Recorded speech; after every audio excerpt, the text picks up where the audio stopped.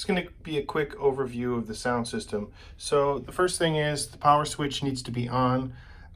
When this light is green, the system is on, and this switch is pushed on or pushed off. It doesn't have an on or off state, so that's why you want to look at the green light, make sure that is steady on.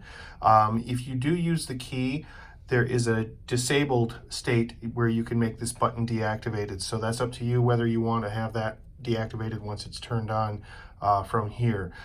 This is tied to the power in the box, but just make sure that's always on. Just for your information, this system only powers on and off partial portions of the system, so there is actually the ability to hear microphones still coming through the main speakers even when the system is off. We can talk about that later, but I just wanted to point that out, that if the whole system is on, the wireless is working, but if the system is off, the wireless will not be on, but the speakers will still be on, so you'll be able to hear some things. A little confusing, but I wanted to point that out. If you touch the screen on the top here, this gives you all the functions of the system. So right now, what I want to point out is kind of the lay of the land here. So the first page is your mixer, and on the top left, you'll see the 3 different buttons of the states that you can adjust. So these are the mixer inputs, and to go through that is a fader. You grab the fader and it moves up and down. You want to kind of stay in that gray area. You can kind of see where it says +3, 0, and -3. That area in the gray is the zone you want to keep these faders in. If you have a setting that you like and you want to save it for a later time, you can use these save recall, store recall buttons on the right hand side. So let's say I like this state, I can hit store, and now that will be a state that I can recall at a later time. But if I push the default button, everything goes back to the way we had started it, but then I could recall that setting for a later time. So that might be useful at some point. I've given you 2 areas to save settings for these faders on the right. This master button or master fader is for the sound system as a whole. So these are your inputs, that's an output, and you'll also notice that these have fader zones here that are +/-3. This is +/-6 and 0 being the middle. This is something that you can always change. It's not part of the preset. So once you've got the balance right, you can still adjust the master level to the output. So that's how things are run on the main mixer page. So let's go to the choir. On the choir page, what you'll see are a different set of faders. These are 1, 2, and 3 are the jacks that are on the wall for the choir to plug into and use separate from the mixer and everything else in the choir zone. So if you want to use these 3 jacks, the piano and the cantor stand, these are all independent of the mixer that you have in the alcove there.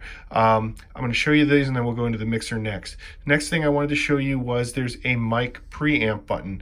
And what that does is, depending on the types of microphones you would be plugging into those said jacks of 1, 2, and 3 for the choir and the piano, you can decide if you want them to be phantom powered, which is 48 volts, or you can adjust the levels. And if you look closely on the levels, there's actually some tips about what the settings should be based on the types of microphones or sources that you would want to have there. Let me see if I can get that focused so to give you an idea.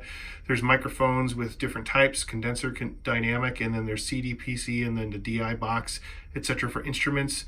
And then there's also on the bottom a high pass filter.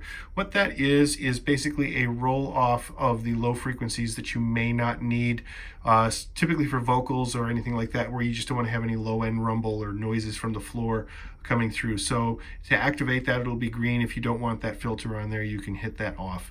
And that's how that works. And then you'll see here tap to close the window again. So now we're back to this page. So whatever you make settings wise on the mic preamps is now going to show up here. So if I were to turn on the 48 volts on the first channel, you'll see that the 48 volts is there. The only other thing I want to point out is there's a little meter here as you're adjusting the inputs. These are not faders. These are not where you want to mix from. This is just where you want to set the level of a device or source that you'll be mixing on the next page. So when you go back here, this is where you'd actually adjust the levels in the mix of sounds. There's a button over here called monitor speakers. There's 2 jacks, piano and balcony. These are levels for that. These are like the outputs on the master. They're +6, -6. They don't have all the way off. They're just a bump up or down depending on the level that you need.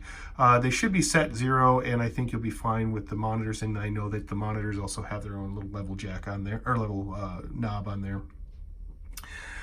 The mixer page shows two faders, or two LED readouts here. So one is going to be for the input coming from the mixer. So that's useful to know that the settings, as we were showing you before, that the levels are proper coming from the output stage of the mixer. Once it gets to the input here, this fader will affect this meter on the right hand side, because this is the fader that feeds to the speaker system in the church. So this is when you've got the right levels coming from here, this is where you would send how much do you want to hear out of the speakers, and this will tell you in the meter how much that is. Again, like on the mixer page, we have some settings for the presets here. Those are for these input faders for the 3 microphones, the piano and the cantor.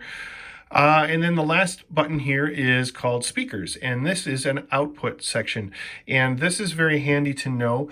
This is where you would set on and off for each zone, or set levels for each zone. Again, this is a +6, -6, and a 0 in the middle, so there is no all the way off on the faders. These are just a bump up or down in level for each area that you want to adjust. But one thing that's very important to note is you want to remember that the chapel can be defeated or muted, and that'll turn red when you touch that button. So just make sure, if you don't want sound in the chapel, just make sure that that speaker button is set to off in the chapel. That way you're not spilling sound into the chapel unwanted, as we found out earlier. That's important to know. So just remember that chapel button is under the speakers page. So there's mixer, choir, and speakers, and that is where the chapel is.